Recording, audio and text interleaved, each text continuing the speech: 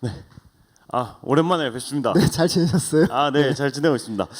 오늘 너무 준비를 잘해 주셔서 되게 인상 깊었는데 사실 준비된 질문도 있지만 좀 그런 생각이 들었어요. 이제 저도 이제 창업을 하는 입장에서 그리고 이제 발표 이제 키노트 서두에 창업을 한다면은 자본주의에 대해서 공부를 해야 되고 이 게임의 규칙을 모두가 알아야 된다라고 말씀을 주셨는데 좀 거기에 대해서 이렇게 알아야 된다 하고 이렇게 딱 넘어가셔가지고 그 내용이 너무 궁금하더라고요. 그 부분에 대해서 한번 이야기를 해주실 수 있을까요? 이제 우리가 이제 다 창업을 하는 입장에서 우리가 알아야 될 게임의 규칙이 뭔지. 이런 영업 비밀을 막 이렇게 제가 꼭 어디 가서 용돈 필요할 때 특강하면서 받는 컨텐츠를 이제 오늘 우리 태용 대표님이 요청하셔가지고 공개를 하면 사실 이제 그 경제학이라는 학문이 있어요. 공부해 보신 분도 계시고 이제 그냥 드라마 보신 분도 계시겠지만, 근데 경제학이 만든 사회적 이론은 지금 저희가 만들고 있는 많은 법과 제도 그리고 이제 세상을 설계하는데 근간이 됩니다. 근데 이제 경제학에서 쓰는 함수 중에 생산 함수라는 개념이 있어요.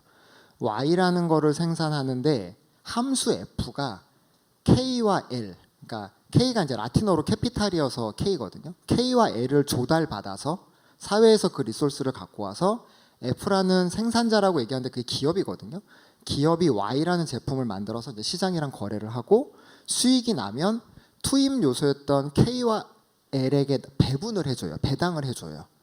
그게 만약에 수익이 나지 않으면 그 Y를 만드는 F라는 존재는 시장 경제 내에선 퇴출이 됩니다.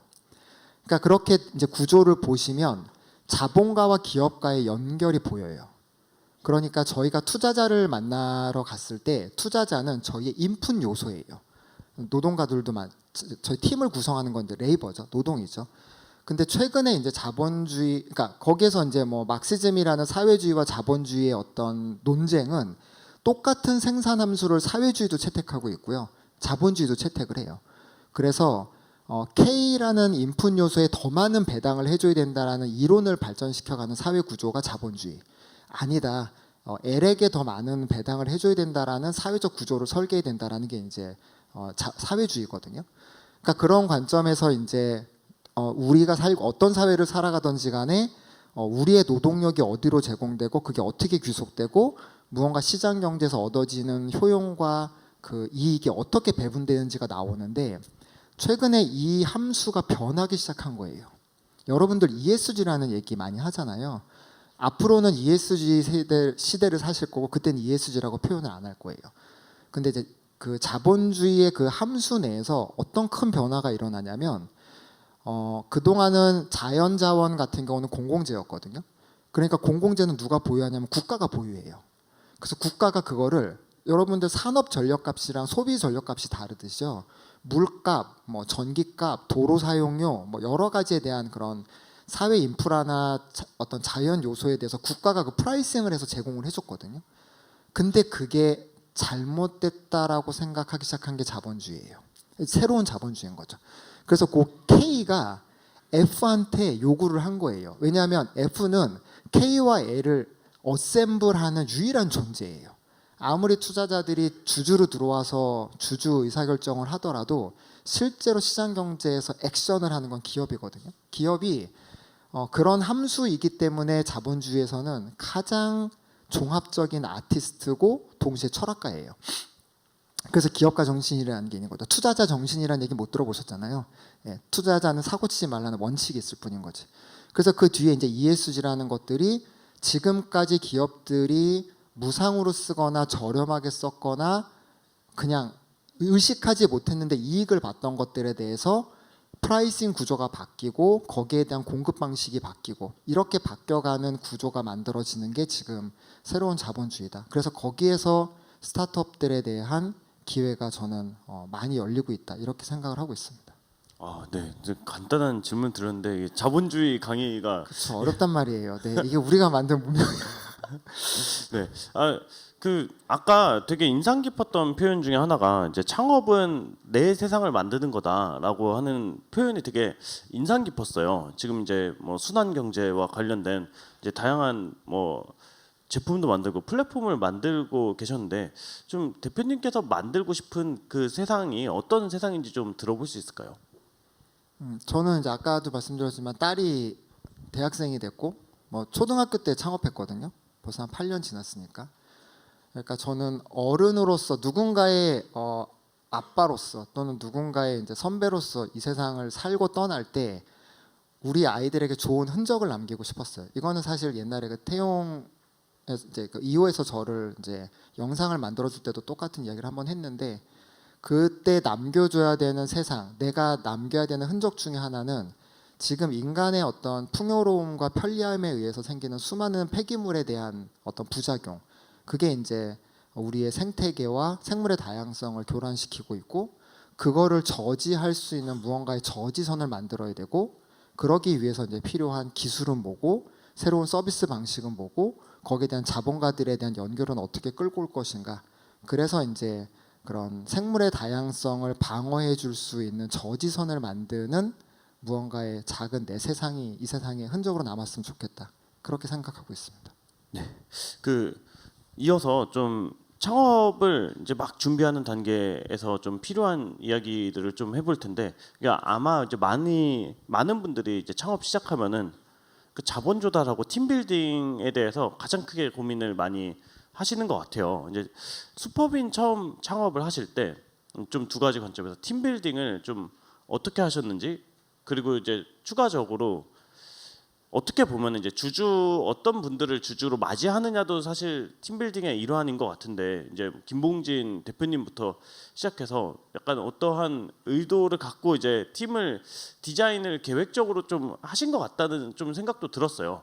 팀빌딩 그리고 이제 초기 주주분들을 어떻게 모셨는지와 이제 팀빌딩이나 이 단계를 준비할 때 좀 드릴 수 있는 조언 같은 거를 좀 들어볼 수 있을까요? 사실 뭐 마법 같은 방법이 있지는 않았고요. 저도 팀빌딩 처음은 그때 팀원들한테는 되게 미안하지만 좋았겠죠. 뭐 고등학교 때 친구 한 명, 뭐 내가 아는 교수님이 소개해준 인턴 애들, 뭐 이제 이렇게 팀이 보통 구성돼요. 그러니까 하지만 이제 창업가들한테 중요한 건 아무리 믿고 의지해도 팀 구성은 바뀌어요. 그러니까 구성이 바뀌어가면서 함께 일할 수 있는 사람들이 오래 남고 그들이 성장하고 그렇지 못한 사람이 떠나고 이 과정에서 밖에서 보는 거랑은 다르게 팀에 대한 구성은 그러니까 우리 피부 세포가 우리는 안 보이지만 계속 각질로 떨어져 나가고 새로운 세포가 생기는 것처럼 그 안에서의 어떤 이제 변화는 저는 굉장히 빠른 속도로 진행된다고 생각해요. 그래서 초기에 팀 빌딩을 완벽하게 하려고 하다기보다는 내가 일을 해가면서 나랑 합이 맞고 나를 도울 수 있고 또 그 다음에 이제 무언가를 함께 할 수 있는 역량이 되는 사람들이 이제 회사에 대한 매력을 보면서 차츰차츰 들어오기 시작하는 그 과정의 구간들이 시간이 지나면 지날수록 당연히 더 선명해지고 점점 좋은 사람이 들어와요. 그래서 초기의 팀 빌딩에 대한 완성도보다는 이제 함께 일해가면서 그 합을 맞추는 과정이 더 중요하더라. 오히려 그리고 이제 뭐 누구나 다 겪는 거지만 그 사람의 이슈는 되게 힘들어요. 창업가들이 겪는 가장 큰 고통이거든요. 감정의 그 고통이 되게 심한데 그런 것들을 버텨내실 수 있는 의지는 창업가에겐 꼭 필요합니다. 믿었던 사람이 떠나야 되고 뭐 그다음에 뭐 합이 잘 안 맞는 사람과의 다툼도 있을 수 있고 그러니까 이제 그런 과정 속에서 저는 이제 팀이 빌딩 되어져 간다라고 저는 오히려 표현을 하고 싶고요. 투자는 여기는 투자사분들 안 계신다고 믿고 얘기할게요. 이게 완전히 달라요 저희랑. 이게 세상이 너무 달라서 일단 투자를 잘 받으시려면 투자자의 세상을 보는 퍼스펙티브를 이해하셔야 돼요. 남자 여자가 다른 것만큼 달라요. 그러니까 우리 이야기를 잘 듣는 게 아니고요. 걔네들이 하는 얘기를 우리가 일단 들어야 돼요. 그러니까 외국어를 쓰거든요. 그러니까 그 외국어를 이해해서 그 외국어로 어렵더라도 얘기를 해줘야 돼요. 그들이 창업가의 이야기를 이해해서 듣진 않아요. 근데 실리콘밸리는 좀 문화가 다르죠. 거기는 초기 투자를 리드해주는 그 핵심 세력 중에 하나가 창업가 출신들이 있고요. 그들이 그 동시 통역을 해줘요. 이렇게 그러니까 그게 이제 원활한데 우리나라는 그게 아직은 약하거든요. 그러니까 이제 외국어를 배우셔서 떠든 거리다든 뭐 How are you, 뭐 I'm fine, thank you 이러면서 이제 그들의 언어로 쓰면서 내 이야기를 이제 번역해 줘야 그들이 우리 이야기를 잘 듣고요. 그들의 이야기를 잘 이해하시려면 그들의 이제 세상을 보는 그 언어를 이제 이해하시는 게 중요하고, 두 번째는 이제 그럼에도 불구하고 투자자를 선택할 때는 진짜 많이 만나세요. 그러니까 이게 제가 만약에 예를 들어서 짬뽕을 잘 만들어요. 근데 매운 강도나 면의 굵기를 만나는 사람마다 투자들은 다 다르게 요청하거든요. 이거 좀 덜 맵게 안 돼요. 뭐 면발 두껍게 안 돼요. 뭐 이건 좀 진짜 맵게 안 돼요. 뭐 이런 요구들이 있어요. 그걸 IR 할 때마다 다 바꾸시면요, 내가 누군지를 몰라요. 그러니까 내가 만들고자 하는 세상은 이런 거고, 그런 거에 합을 맞춰줄 수 있는 사람을 만날 때까지 기다리는 내공은 되게 중요해요. 근데 그거는 70%는 운이에요. 못 만나실 수도 있어요. 그렇다고 내 모습을 바꿔서 투자자가 원하는 모습인 것처럼 보여주고 투자를 유치한들 그 이후에 생기는 갈등은요, 불편할 수밖에 없어요.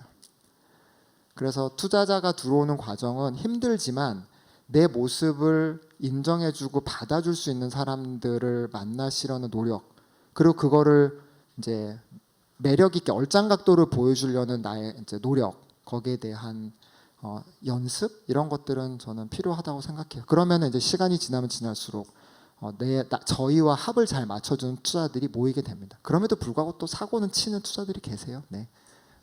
이게 되게 뭐 결혼하고 싶으면 소개팅이든 선이든 그냥 많이 해보고 만나는 사람마다 이렇게 그리고 막 동거도 해보시고. 네, 그렇게 막 맞추려고 하지 말고 그러니까 시간을 두고 많이 만나라, 이렇게 볼 수 있을 것 같아요. 근데 이제 여기 계신 분들이 이제 창업을 준비하고 있는 입장에서 이제 뭐 좋은 이야기들 듣고 이렇게 뭐 성공하고 싶은 뭐 그런 것도 있겠지만, 사실 실패나 실수 같은 것들을 피해갈 수 있으면 또 되게 좋을 것 같아요.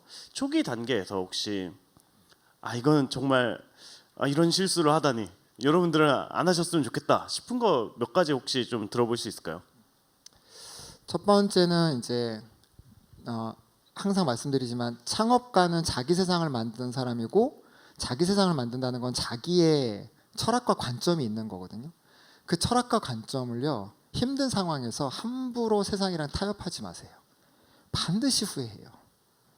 그러니까 그때는 그렇게 가니까 조금 수월했을지 모르겠는데, 언젠가 지나면 창업가는 자기가 자기답다고 의사결정했던 것들에 대한 책임의 총화를 가져가는 거거든요.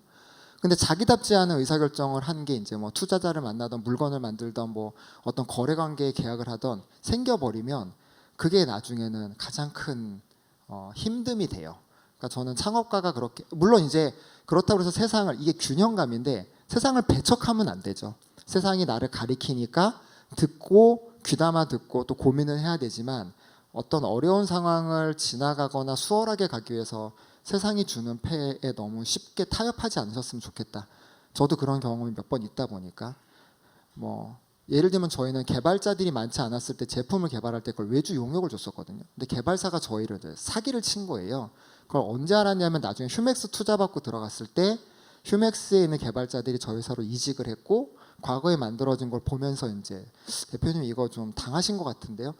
그러면 이제 급하니까 그냥 속상해 이러고 갈 수도 있는데, 그걸 이제 저희는 법적으로 소송을 걸었어요. 그래서 실제로 나중에 돌려받을 수 있는 돈보다 법적인 비용이 더 들어도 그렇게 지켜야 된다라는 거를 이제 저희 동료들과 슈퍼빈이 그렇게 싸운다는 걸 세상에 보여줘야 되는 사건이 있었거든요. 근데 그게 지금도 도움이 돼요. 그러니까 그런 이제 의사결정의 그런 것들이 되게 중요하고, 또 하나는 그럼에도 불구하고 이제 세상 속에서 사업을 만들어가면서 실패나 실수를 안 할 수는 없어요. 근데 그 자체도 조금만 관점을 바꿔서 보면요, 레슨스 런이 꼭 있고요. 그거를 빨리 수용하세요. 그러면은 이제 그게 오히려 저희들한테는 더 도움이 됩니다. 그리고 마지막으로는 너무 고집 피우지 마세요. 그러니까 내가 옳다고 생각하고 내가 세상에 주고 싶은 가치가 있거든요. 이거를 세상이 좋아할 거라고 집착하면 집착할수록 세상에서 주는 메시지를 받는 게 어려워져요. 그러니까 그게 이제 약간 균형감이 좀 필요하죠. 그 기술 기반의 창업하시는 분들이 제일 어려운 게 내가 갖고 있는 기술을 세상에 알리고 싶어하는 당신들의 욕구거든요. 이제 그게 오히려 이제 세상이 뭘 필요로 하는지를 스윗 스팟이 어디 있는지를 알려주는 거를 이제 캐치 못하시게 되는 방해 요소가 되기도 합니다. 그러니까 그런 부분에 대한 균형 감각은 창업가한테는 중요한 것 같아요. 누구도 옆에서 제안해주거나 다른 의견을 주기가 어렵거든요. 이거 되게 저도 이제 수년 동안 이제 초기 창업자들 되게 많이 만나면서 외주 용역 사기, 개발자 사기를 정말 많이 당하세요. 그 이제 막 다들 앱을 만들고 싶거나 개발하고 싶은 게 있고 이제 정부 지원 사업 합격하면은 이제 어떻게 개발사에 맡기면 되겠지. 이제 맡기면서 프로덕트 나오면 이제 개발자 채용을 하고 이제 그렇게 운영을 해야겠다라는 게 되게 많고 사실 모르겠어요. 이제 막 어떻게 통계적으로 보면은 이제 그런 외주 용역비 자체를 굉장히 많이 쓸 것 같은데 사기는 어떻게 당하는 거예요? 일단 몰라서 당하고요. 1번. 제가 기술을 평가할 수가 없으니까. 두 번째는 그러니까 믿는 거죠. 그냥 인간적인 감정으로. 그러니까 누군가 아는 지인이 소개했기 때문에 그 사람의 제안과 견적을 믿어버리는 거예요. 근데 그런 것들을 이제 그러니까 저는 그렇게 사람을 먼저 쉽게 믿는 경향이 좀 있어갖고 더 당했던 건지 모르겠는데 반드시 인간적인 감정보다는 업무적인 프로세스로 크로스 체킹하시고 그런 부분에 대한 견적 내용이나 개발에 대한 어떤 이제 그거를 계약 중도금이나 이제 그런 그 마지막 그 잔금을 주기 위해서 확인하고 따져야 되는 거를 내가 못하면 그거를 할 수 있는 사람을 꼭 곁에 두셔야 됩니다. 모르면 당하죠. 네, 되게 좋은 이야기인 것 같아요. 크로스 체크, 선금, 중도금, 잔금. 네, 딱 이렇게 입력을 하시면 좋을 것 같습니다. 3대 5대 2가 좋습니다. 네. 너무 좋은데요. 네, 여기서 이제 최근에 보면은 이제 뭐 ESG 같은 게 이제 대두되기도 하고 그리고 이제 뭔가 기후에 대한 전 세계적인 이제 관심도가 높아지면서 이제 임팩트 스타트업이나 아니면 ESG 뭐 관련된 이제 스타트업의 숫자 자체가 굉장히 많이 늘어나고 있는 것 같아요. 근데 또 동시에 보면은 이제 아까도 사업 과정 말씀해주신 거 보면 이제 기술을 뭐 개발하고 제품을 만드는 것도 중요하지만 근데 보면은 이제 뭐 도시 이제 관련된 이제 분들이라든지 아니면 정부 지자체 기타 등등과 그러니까 뭐 이렇게 B2C 이런 거 하면은 이제 만들어서 팔면 되는데 좀 다양한 이해관계자들하고 조율을 하면서 이제 큰 단위의 의사결정들을 이끌어내면서 또 성장을 시켜야 되는 게 있는 것 같은데 그게 되게 좀 쉽지 않은 것 같다는 생각도 들었어요. 이제 ESG 임팩트 쪽 이제 창업을 하시는 분들이 좀 흔히 저지르는 어떤 오류 같은 것들과 이제 겪는 어려움 그치만 이제 그걸 잘 해냈을 때 어떠한 좀 좋은 점들이 있는지 한번 소개를 해주실 수 있을까요? 여러분들이 간과하시면 안 되는 게 B2C나 B2B에 그러니까 비즈니스를 하고 있는 회사들도 고객일 수 있고 일반 이제 개인들도 고객이잖아요. 정부는 어마어마한 고객이에요. 그리고 실제로 소득 수준이 더 이상 이제 이렇게 증가하는 속도가 늘지 않는 상태에서 국가가 세금 징수를 많이 하게 되면요. 세금은 국가가 쓸 수 있는 돈이잖아요. 그러니까 거버먼트 사이드를 하나의 고객으로 인정을 하되 그게 거버먼트와 B2B 그러니까 B2G와 B2B와 B2C가 다른 고객이라고 인정을 하시면 돼요. 그래서 이제 B2C 방법론을 B2B에다 바로 적용하지 않잖아요. 그러니까 여러분들이 B2B나 B2C도 보지만 B2G가 고객이 될 수 있다라고 하고 관찰을 하고 공부를 B2B나 B2C 보는 것만큼 하면요. 상대적으로 쉬워요. 어렵지 않아요.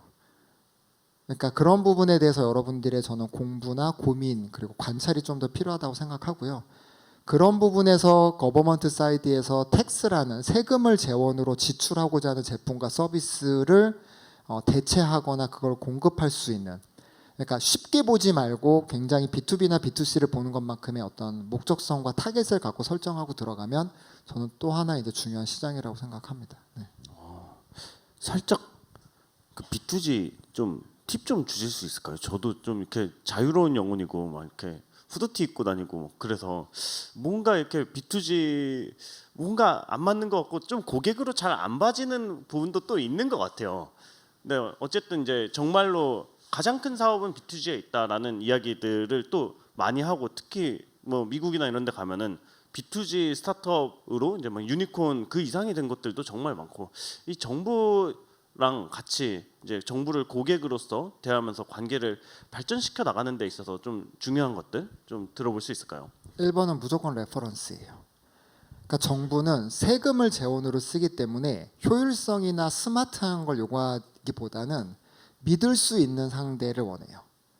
그러니까 뭐 정부 과제 같은 거 저희도 꾸준히 하거든요. 그 이유가 뭐냐면 환경부 정부 과제를 따는 게 어제도 뭐 그 제가 어디 가서 발언한 게 막 신문에 났는데 그게 환경부를 약간 디스하는 듯한 표현이었고 제가 어젯밤에 잠을 편하게 못 잤는데 그럼에도 불구하고 환경부 국제 과제를 꾸준히 받아요.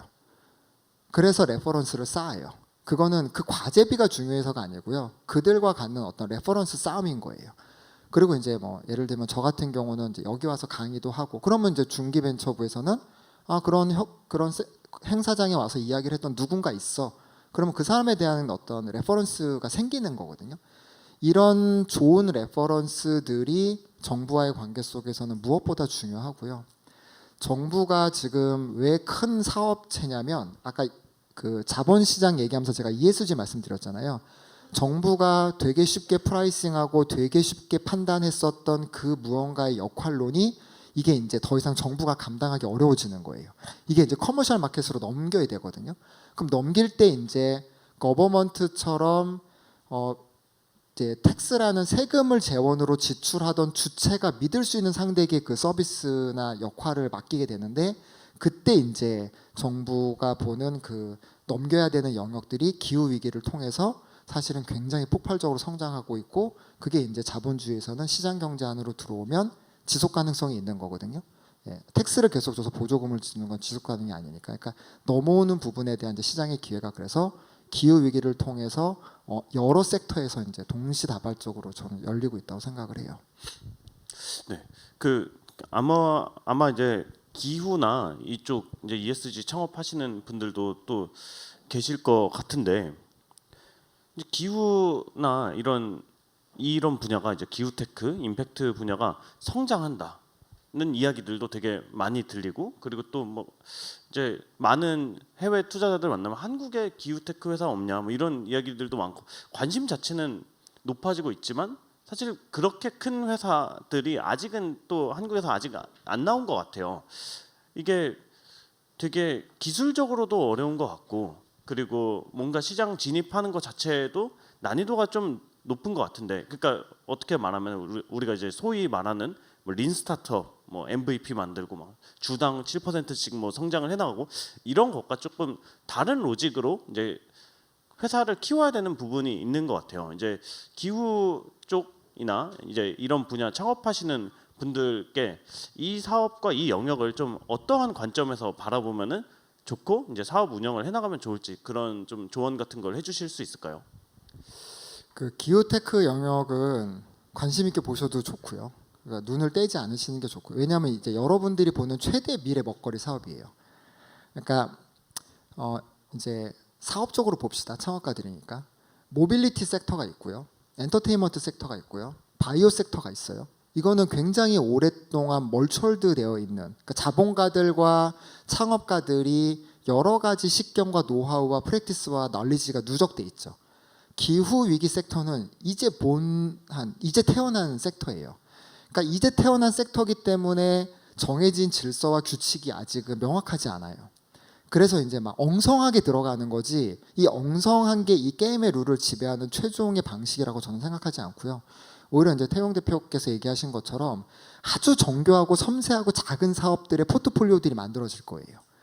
그러니까 어제도 제가 이제 대한상공회의소 아침 조찬에서 이런 이야기 할 때 다른 이제 그 재연을 하신 그 대표님이 이야기하셨는데 아마 KB 금융지주 ESG 상무님이 얘기해 주신 것 같아요. 그러니까 기후테크 영역은 수많은 작은 회사들의 포트폴리오가 구성이 돼야 된다. 그러니까 어떻게 되는 어마한 딥테크보다는 이 작은 회사들이 나와야 되는데 이 작은 회사들이 산업을 만들 때까지 이제 자본주의, 그러니까 자본가는 어떤 역할을 해야 되고 대기업들은 어떤 역할을 해줘야 되고 뭐 이제 스타트업 생태계는 어디까지 그 룸을 허용해 줘야 되며 뭐 정부는 이제 어떤 관점에서 역할을 해야 되는 거냐 이런 이야기에 대한 제언이 있으셨거든요. 그러니까 지금 좀 엉키성키 있는 큰 그림은 약간 너무 스케치적이라고 보셔도 될 것 같고요. 여러분들이 살아가는 기후 위기를 대응하는 산업이 형성되어가는 그 5년 후 정도 되면 지금보다는 좀 더 작고 섬세하게 정돈되어 있지 않을까 이렇게 저는 예상합니다. 네, 그 시간 관계상 마지막 질문을 좀 드려보자면 이제 뭐 많은 분들이 뭐 세상을 바꾸고 싶어서 성장하고 싶어서 이렇게 창업을 하시지만 이제 또 성공이라는 키워드도 되게 중요한 부분인 것 같아요.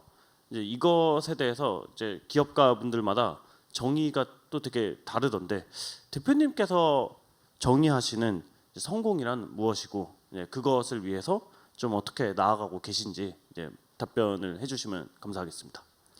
저는 이 EO의 가장 큰 강점이 이런 것 같아요. 질문에 굉장히 철학적인 챌린지를 하세요. 이게 창업가들이 이렇게 좀 긴장해야 되는 좋은 질문 해주셔서 감사하고요. 저는 이제 돈에 대한 거는 자본주의 사회에서 시장 경제 내에 창업가가 성공했을 때 받는 경제적 급부는 내 노력이랑 상관없이 그건 세상이 디폴트로 주는 게 있어요. 그 양이 적던 많던. 그거는 제가 용 쓴다고 더 많아지고 적어지는 건 아닌 것 같아요. 그러니까 그런 부분보다는 제가 생각하는 성공은 저다운 제 철학 체계를 만들 수 있는 도전을 했다. 그리고 그게 실제로 이제 어느 정도 선명하게 만들어졌다. 누가 물어봐도 어떤 방식의 의사 판단을 물어봐도 내가 나다운 의사 결정을 할 수 있는 나만의 이제 내면 체계가 만들어지더라. 그리고 그거랑 연동될 수 있는 제품과 서비스를 가지고 세상에 내가 무언가 흔적을 남겼고 그게 세상에 도움이 된다면, 그러니까 내가 만든 나의 세계가 이 전체 세계의 일부분이 됐고 그게 이제 그 일부분이 이제 나를 설명할 수 있고 내가 인정할 수 있다면 나는 그 창업가는 사업의 크기와 상관없이 성공한 거라고 판단해도 좋다 이렇게 말씀드리고 싶어요. 자신의 세상을 구축하고 그걸 확장하고 그걸 통해서 이제 나보다 더 큰 영향을 남기는 것 이제 그게 이제 창업이다. 네, 좋은 답변 감사드립니다. 여러분 이제 큰 박수 이제 부탁드립니다. 네, 오늘 와주셔서 감사드립니다.